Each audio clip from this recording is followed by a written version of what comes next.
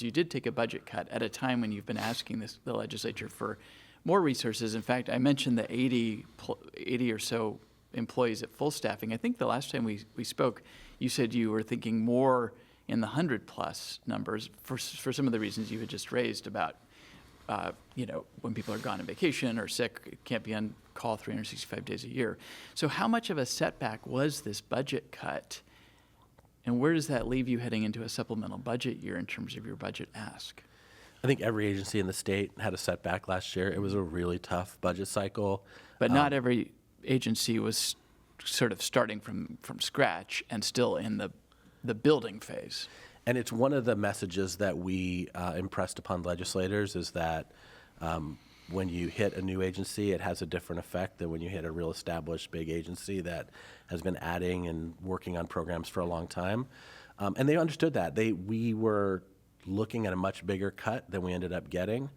So I'm very appreciative of legislators and the governor for supporting us through that and making sure we didn't have to cut people.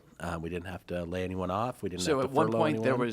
the cut was significant enough that was being proposed. You were looking at actually having to reduce staff. There was that possibility. Wow. So we appreciate that, and I am confident that legislators who are following this agency and who know what we're doing and how we've been doing it understand at this point that you cannot do this work without the numbers that we're talking about.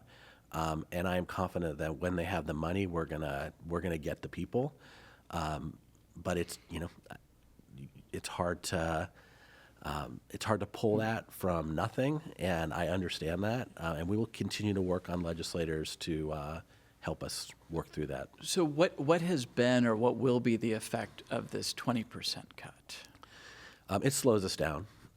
We were hiring consistently throughout 2024 and into 2025. We hired a lot of people, I think 20 or so investigators in that year plus period, which is fast and pretty impressive hiring.